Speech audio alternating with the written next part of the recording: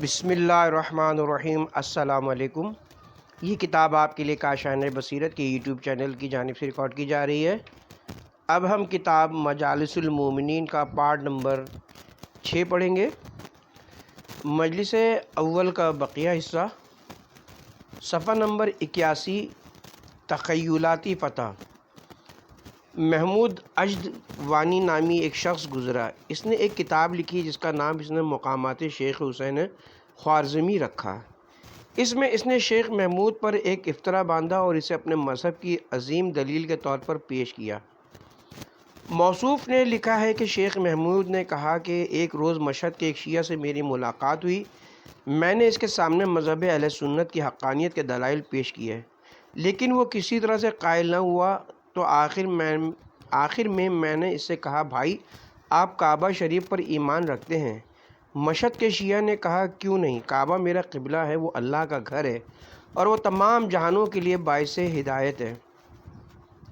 اس وقت میں نے کہا، بندہ خدا، کعبہ کے حرم میں 4 مصلی موجود ہیں: ابو حنیفہ کا مصلی، امام مالک کا مصلی، احمد بن حنبل کا مصلی، امام شافعی کا مصلی۔ کیا کبھی تو نے یہ سنا کہ وہاں شیعوں کا مصلی یا محراب ہو؟ اس نے کہا، وہاں شیعوں کا کوئی مصلی نہیں ہے۔ میں نے کہا، اگر شیعہ مذہب سچا ہوتا تو اس کا بھی وہاں کوئی مصلی تو ہوتا۔ میری یہ دلیل کارگر ثابت ہوئی اور بالآخر وہ سنی بن گیا۔ جواب: اس کے جواب میں ہم یہی کہیں گے کہ ساون کے اندھے کو ہرا نظر آتا ہے۔ جب بھی کبھی مباحثہ ہوا یا دلائل کی باری آئی تو ہمیشہ شیعوں کا ہی پلہ بھاری رہا۔ اب یہ کہنا کہ وہاں ہمارے 4 مصلی ہیں، شیعوں کا کوئی مصلی نہیں، تو اس کی وجہ یہ کہ شیعہ عقل مند ہیں اور وہ نبی کریم اور امیر المومنین علیہ السلام کی سنت پر عمل کرتے ہوئے، کیونکہ نہ نبی اکرم صلی اللہ علیہ وسلم نے کعبہ کے کسی رکن کو اپنے لیے مخصوص کیا تھا اور نہ ہی علی مرتضیٰ نے مولود حرم ہوتے ہوئے اپنے لیے کوئی رکن مخصوص کیا تھا۔ اسی لیے شیعہ حرم میں جہاں بھی ہوں نماز ادا کر لیتے ہیں۔ ویسے بھی اللہ تعالیٰ نے مقام ابراہیم کو مصلی بنانے کا حکم دیا اور واضح ہو کہ یہ 4 مصلی نہ تو خلفاء نے قائم کیے اور نہ ہی امیر المومنین نے قائم کیے اور نہ ہی ائمہ طاہرین علیہم السلام نے انہیں قائم کیا۔ ملوک طاغیہ بنی امیہ نے بھی یہ بدعت ایجاد نہیں کی تھی۔ رسول خدا صلی اللہ علیہ وسلم کی وفات کے 300 سال بعد یہ تقسیم عمل میں لائی گئی۔ علامہ عظیم اہل سنت کو یہ بات بھی ذہن نشین کر رکھنی چاہیے کہ جب خلفائے فاطمیہ اسماعیلیہ نے افریقہ، شام، حلب اور حجاز اور دیگر ممالک عباسیہ پر قبضہ کیا تھا تو کسی سنی کو یہ جرأت نہیں تھی کہ وہ مکہ معظمہ اور مدینہ منورہ کی زیارات کا قصد کرتا، اور اگر مستقبل میں کبھی حجاز پر شیعہ اقتدار قائم ہو گیا تو یہ مصلی وہاں موجود نہیں رہیں گے۔ حاشیہ میں ہے کہ مدت ہوئی آل سعود نے برسر اقتدار آتے ہی 4 مصلی ختم کر دیے ہیں۔ اب ان مصلیوں کا کہیں نام و نشان تک نہیں ہے۔ الغرض اس طرح کی واہیات داستانیں بنانے والوں کو معلوم ہونا چاہیے کہ برف باری کے ڈھیر کو ختم کرنے کے لیے ایک ہی بارش کافی ہوتی ہے اور تیمم وہاں کیا جاتا ہے جہاں پانی نہ ہو۔ اس قسم کی واہیات داستانیں کسی طرح سے قابل اعتماد نہیں ہیں، کیونکہ اللہ تعالیٰ نے شیعوں کو علم و دانش سے نوازا ہے اور ان کے ہاتھ میں قلم بھی عطا فرمایا ہے۔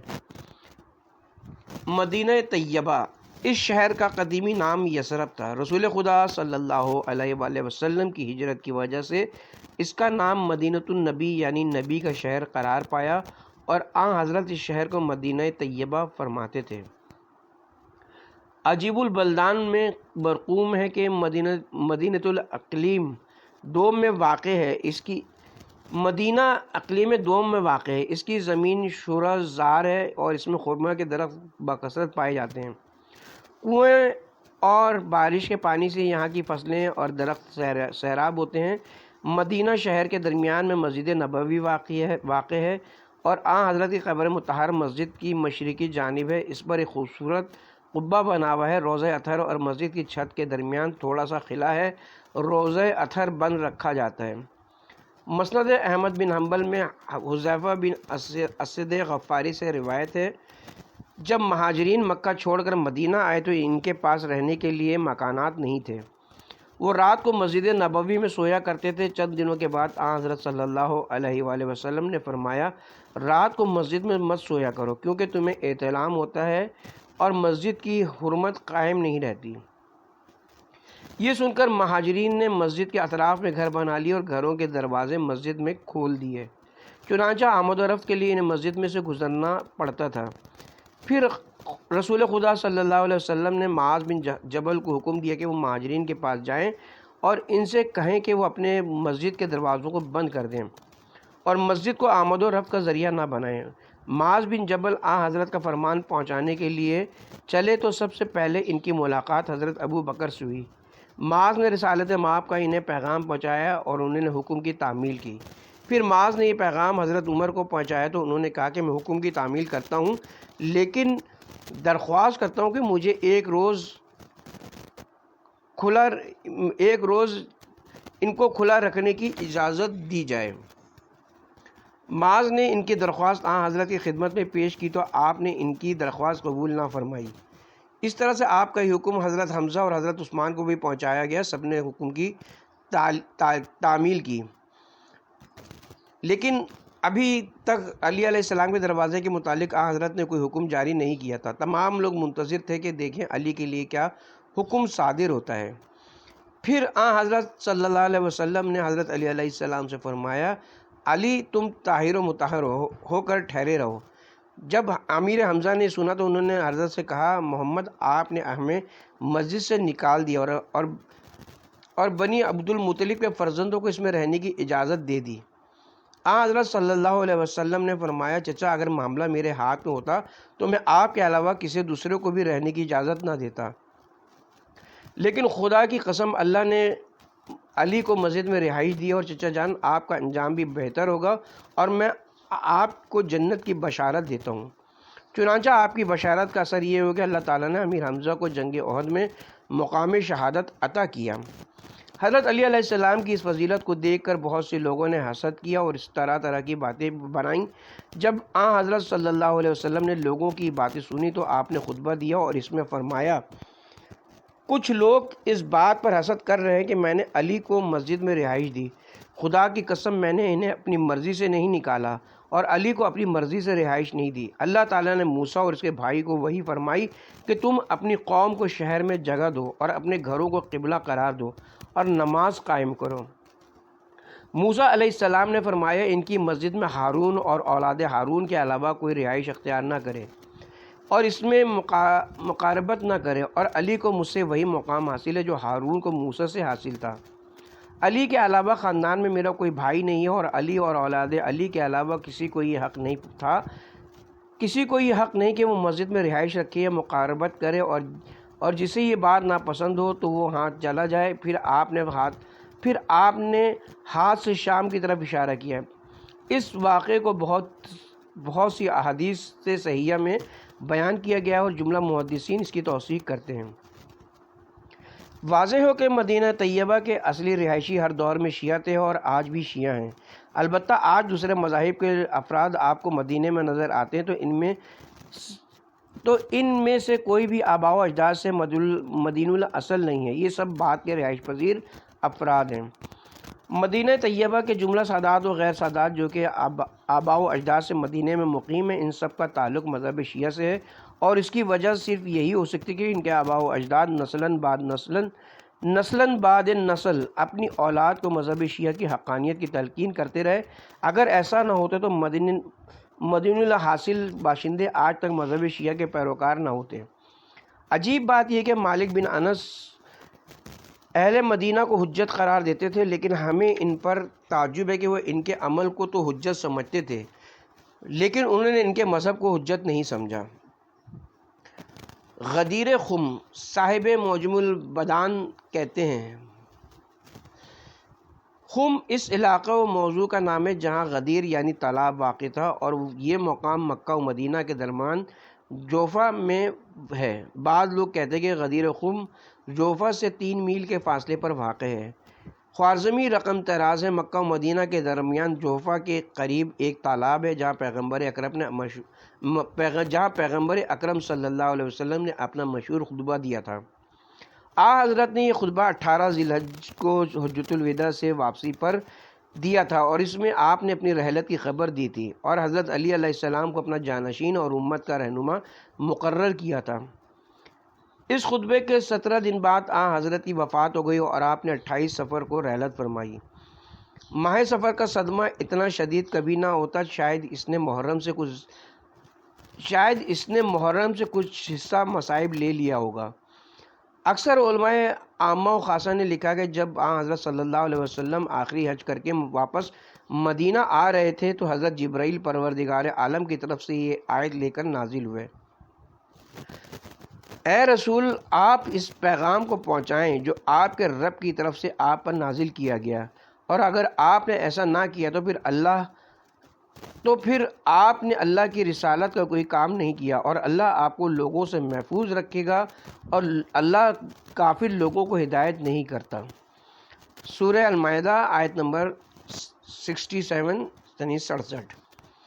سخت گرمی تھی، لو چل رہی تھی اور لوگ لو سے بچنے کے لیے اپنے منہ کو چادروں سے چھپائے ہوئے تھے۔ رسالت مآب نے مقام غدیر خم پر قیام کیا اور بلال کو حکم دیا کہ وہ اذان کہے۔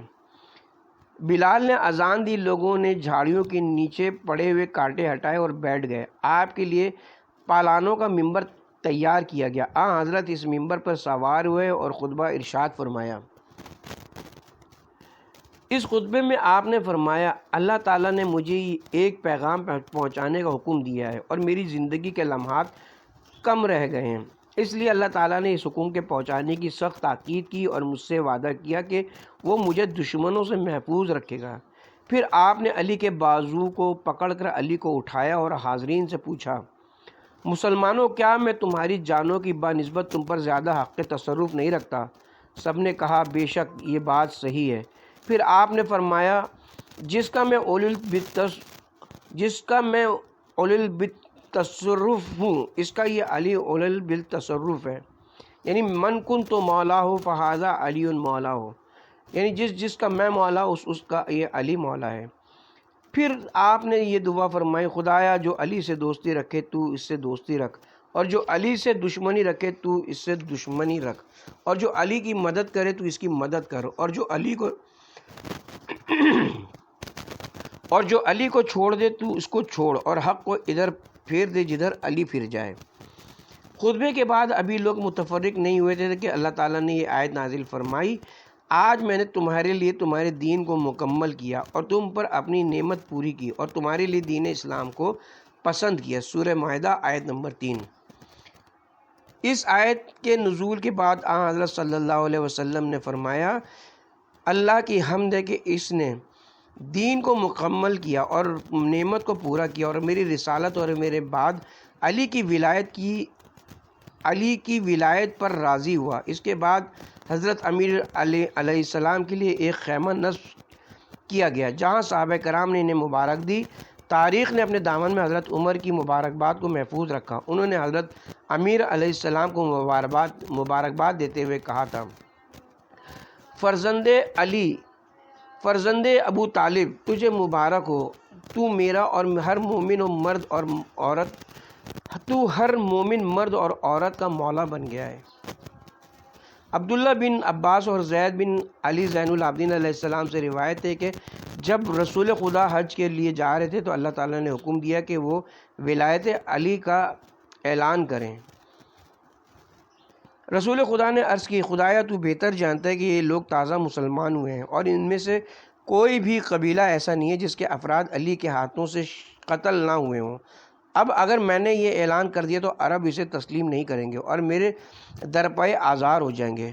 بہرنو جب آپ حج سے فارغ ہو کر مدینہ آنے لگے تو اللہ تعالیٰ نے اپنے حکم کی تعمیل کے لیے حضرت کو سخت تاکید کرتے ہوئے یہ آیت نازل فرمائی: اے رسول، آپ اس مسئلے کی تبلیغ کریں جو آپ کے رب کی طرف سے آپ پر نازل کیا گیا۔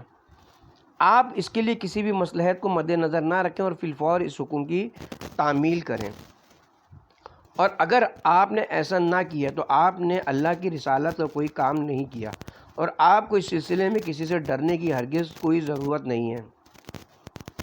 اللہ آپ کو لوگوں سے محفوظ رکھے گا، بے شک اللہ کافروں کو ہدایت نہیں کرتا۔ سورہ معاہدہ آیت نمبر 67۔ ہر انصاف پسند شخص اس مقام پر یہ فیصلہ کر سکتا ہے کہ حضرت صلی اللہ علیہ وسلم حجۃ الوداع سے واپس آ رہے تھے۔ اس سے پہلے دین کے تمام مسائل یعنی توحید، ایمان بالکتاب، ایمان بالملائکہ اور ایمان بالیوم الآخر نازل ہو چکے تھے، اور اس سے پہلے نماز، روزہ، حج، زکوٰۃ، جہاد، امر بالمعروف، نہی عن المنکر، اطاعت والدین اور حلال و حرام کے مسائل بھی نازل ہو چکے تھے، مگر اس کے باوجود اللہ تعالیٰ نے اتنا سخت تاکیدی حکم نازل فرمایا کہ اگر آپ نے ایسا نہ کیا تو آپ نے میری نبوت کا کوئی کام سر انجام نہیں دیا۔ اور پھر اس حکم کی تعمیل سرور کائنات نے اس انداز سے کی کہ سخت گرمی اور لو میں آپ نے قیام کیا، پالانوں کا ممبر بنوایا اور حضرت امیر کا بازو پکڑ کر من کنت مولا ہو فہذا علی مولا کا اعلان کیا، اور پھر ان کے حق میں دعا کرتے ہوئے فرمایا، خدایا جو اس کی مدد کرے تو اس کی مدد کر، اور جو اس سے دشمنی رکھے تو بھی اس سے دشمنی رکھ۔ تو کیا اللہ تعالیٰ کا یہ سخت ترین تاکیدی حکم اور رسول خدا کا یہ راز تعمیل اور رسول خدا کا یہ انداز تعمیل سب کچھ صرف بتانے کے لیے تھے کہ علی بھی تمہارا دوست ہے، جبکہ تمام اہل ایمان پہلے سے ہی ایک دوسرے کے دوست تھے، تو آخر علی کی دوستی کو جتلانے کے لیے اللہ تعالیٰ نے اتنا سخت تاکیدی حکم کیوں نازل کیا، اور رسول خدا نے اس انداز سے اس کا اعلان کیوں فرمایا؟ اس آیت مجیدہ اور رحمۃ للعالمین کے انداز تعمیل کو دیکھ کر صاحب انصاف یقیناً یہی فیصلہ کرے گا کہ یہ صرف دوستی اور یاری کا اظہار نہیں بلکہ اس سے حضرت امیر کی خلافت و وصیت کا اعلان کیا گیا۔ اور اس سلسلے میں سب سے عجیب ترین مرحلہ یہ کہ جیسے ہی رسول خدا صلی اللہ علیہ وسلم نے اپنے بھائی کا بازو پکڑ کر اعلان کیا، اللہ تعالیٰ نے تکمیل دین کی سند روانہ کر دی۔ اہل انصاف سے درخواست ہے کہ خدارا آپ توجہ فرمائیں کہ علی کے مولا ہونے کا اگر یہی مفہوم ہوتا کہ علی تمہارا خیر خواہ اور دوست ہے تو یہ کوئی اہم بات ہرگز نہیں تھی کہ جس کی وجہ سے اللہ تعالیٰ اپنے دین کو مکمل کرتا اور نعمت کو پورا کرتا اور دین اسلام پر راضی ہونے کی سند جاری کرتا۔ جی ہاں، حدیث غدیر کا مفہوم صرف یہی ہے کہ علی ابن ابی طالب علیہ السلام میری طرح سے لوگوں کے جان و مال کا حاکم اور متصرف ہے، اور اسی کو امامت کہا جاتا ہے۔ حدیث غدیر متواتر ہے۔ حدیث غدیر صرف مشہور اور مستند حدیث ہی نہیں بلکہ یہ حدیث متواتر ہے۔ اگر اس کے باوجود بھی مخالف علماء اس کے متن یا معنی و مفہوم پر طعن کریں تو یہ ان کے تعصب کا اظہار ہوگا، اور ان کے اس انکار کو میں نہ مانوں کے ضمن میں شمار کیا جائے گا۔ صاحب مواقف یا اس کے دیگر ہم نواؤں کی تعویلات کے لیے رسول خدا صلی اللہ علیہ وسلم نے کوئی گنجائش ہی باقی نہیں رکھی۔ حدیث غدیر کے متواتر ہونے کے لیے یہی بات کافی ہے کہ ابن کثیر شامی جیسے معتصب شخص نے محمد بن جریر طبری شافعی کے تذکرے میں لکھا ہے کہ انہوں نے حدیث غدیر کے طریق و اسناد پر 2 ضخیم جلدیں تحریر کی تھیں۔ ابو المعالی جوینی شافعی جسے امام الحرمین کہا جاتا ہے، اس نے تعجب کے ساتھ یہ جملے لکھے، میں نے بغداد میں ایک جلد ساز کے پاس ایک کتاب دیکھی جس میں غدیر خم کی حدیث کے متن اور اسناد کی بحث تھی، اور اس کی پشت پر یہ جملہ تحریر تھا، حدیث من کنت مولا ہو فعلی مولا کے طریق و اسناد کی 28ویں جلد۔ ابو علی عطائی ہمدانی کے متعلق منقول ہے کہ انہیں حدیث غدیر کے 250 طریق یاد تھے۔ شیخ محمد جزری نے حدیث غدیر کے تواتر پر مستقل رسالہ تالیف کیا تھا جس میں انہوں نے مختلف طریق سے حدیث غدیر کو بیان کیا۔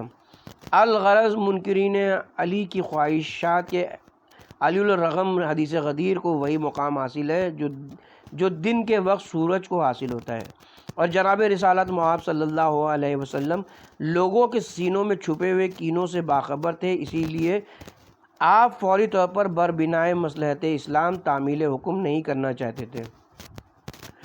ابن حجر مکی نے صواعق محرقہ میں ایسی روایات نقل کی ہیں جن سے بخوبی اندازہ ہوتا ہے کہ بہت سے لوگ علی سے خوش نہیں تھے۔ سالبی مشہور سنی مفسر ہیں، وہ لکھتے ہیں بعض ایسے کینہ پرور لوگ بھی موجود تھے جنہوں نے واقع غدیر پر اظہار افسوس کیا اور اسے وحی الہی ماننے سے انکار کر دیا۔ دشمن علی کی سزا۔ شیخ ابو الفتح الرازی اپنی تفسیر میں رقم طراز ہیں۔ ایک شخص نے سفیان سے اس آیت کے شان نزول کے متعلق پوچھا۔ ایک سائل نے عذاب کا سوال کیا جو کافروں پر واقع ہوتا ہے، جسے بلندیوں کے مالک خدا کی طرف سے کوئی ہٹانے والا نہیں ہے۔ مذکورہ آیت کس کے متعلق نازل ہوئی اور وہ سائل کون تھا جس نے اللہ سے عذاب کا سوال کیا اور اللہ تعالیٰ نے اس پر عذاب نازل کر دیا؟ اس کے جواب میں سفیان نے کہا، تو نے آج مجھ سے وہ بات پوچھی ہے جو تجھ سے پہلے کسی نے آج تک نہیں پوچھی۔ میرے والد نے باقر العلوم انبیاء محمد بن علی سے انہوں نے اپنے آباء و اجداد سے روایت کی کہ جب رسول خدا نے غدیر خم کے مقام پر پالانوں کا منبر بنایا اور حضرت علی علیہ السلام کا بازو پکڑ کر من کنت مولاہ فعلی مولا کا اعلان فرمایا تو یہ خبر تمام عرب قبائل میں پھیل گئی، اور جب یہ واقعہ حارث بن نعمان فہری نے سنا تو وہ اونٹ پر سوار ہوا اور حضرت کے لشکر گاہ آیا اور اونٹ سے پیادہ ہوا اور اس نے اونٹ کو باندھ دیا اور رسول خدا کے خیمے میں آیا۔ اس وقت آپ مہاجرین و انصار کے ساتھ بیٹھے ہوئے تھے۔ اس نے آتے ہی کہا، محمد، تو نے ہمیں حکم دیا کہ ہم لا الہ الا اللہ محمد رسول اللہ کہیں، چنانچہ ہم نے تیری یہ بات قبول کر لی۔ تو نے ہمیں پنجگانہ نماز کا حکم دیا تو ہم نے اسے بھی قبول کیا۔ تو نے ہمیں ایک مہینہ روزہ رکھنے کا حکم دیا، ہم نے روزے رکھے۔ تو نے ہمیں حج بیت اللہ کا حکم دیا، ہم نے اسے بھی قبول کیا۔ تو نے ہمیں جہاد کا حکم دیا، ہم نے اسے بھی قبول کیا۔ اتنا کچھ ہم سے منوانے کے باوجود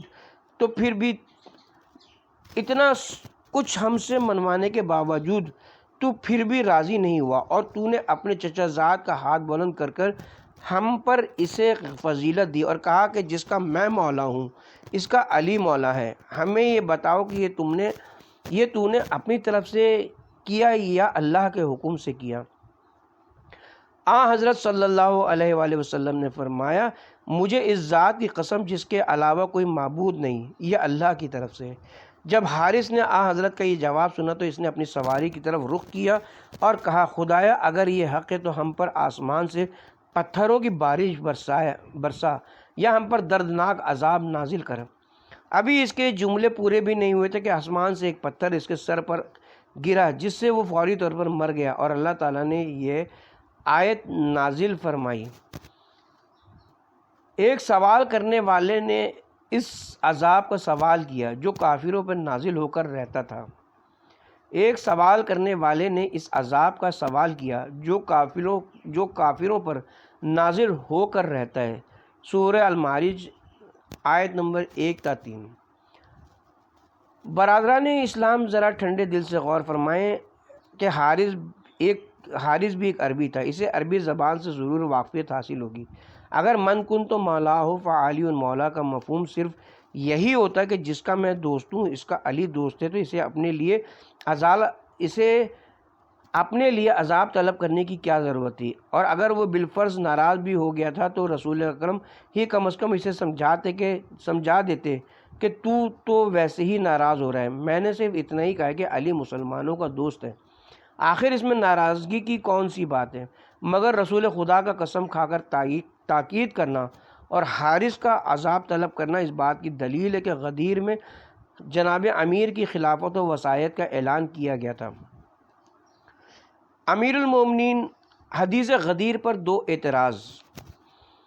امیر المومنین علیہ السلام کے مخالفین سے اللہ تعالیٰ نے بصیرت سلب کر لی ہے، چنانچہ ان میں سے ایک نے لکھا، نمبر 1، اگر علی کی امامت و خلافت دین کا جز ہوتی تو رسول خدا صلی اللہ علیہ وسلم اسے مدینے میں صحابہ کے سامنے بیان کرتے تاکہ کسی پر کوئی معاملہ مخفی نہ رہتا۔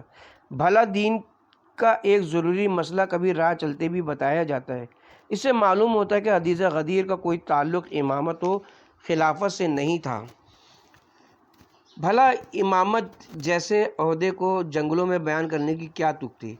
نمبر 2، اگر اللہ اپنے رسول سے واقعاً علی کی امامت و خلافت کا اعلان کرانا چاہتا تو یقیناً حبیب خدا کوئی واضح الفاظ سے امامت علی کا اعلان کرتے جس میں کسی طرح کی تعویل کی کوئی گنجائش نہ ہوتی، اور اس کے برعکس شیعہ جو چند احادیث و آیات پڑھتے ہیں ان کے الفاظ واضح نہیں ہیں۔ اس سے معلوم ہوتا ہے کہ شیعوں کا قول باطل ہے۔ جواب: امامت علی کے لیے دلائل بڑے واضح ہیں، البتہ اگر کوئی نابینا دن کے وقت بھی بھٹک رہا ہو تو اسے ملامت نہیں کیا جا سکتا۔ نمبر 1، اس معترض کا جواب ہم از خود نہیں دینا چاہتے بلکہ شیخ اجل عبدالجلیل رازی کا جواب نقل کر دیتے ہیں، امید ہے کہ تسلی ہو جائے گی۔ چنانچہ راضی اعلیٰ مقام ہوں رقم تراز ہیں۔ اس معترض کو خدا پر اعتراض کرنا چاہیے کیونکہ تاریک رات تھی، ٹھنڈی ہوائیں چل رہی تھیں، بادل چھائے ہوئے تھے، کہیں کہیں بوندا باندی ہو رہی تھی۔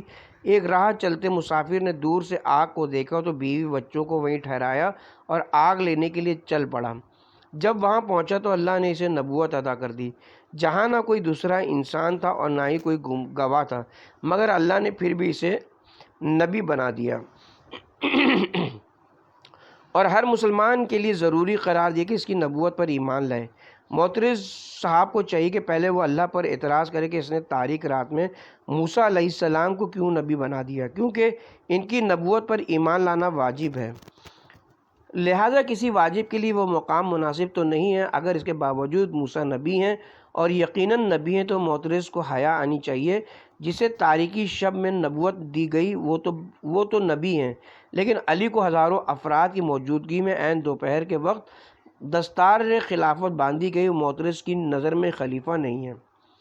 ثانیاً، مکہ ایک شہر ہے، اسی مکہ کا ایک فرد اپنے گھر کو چھوڑ کر شہر سے دور ایک غار میں غور و فکر کرنے کے لیے بیٹھا ہوا تھا، جہاں کوئی دوسرا شخص دور دور تک پاس نہ تھا۔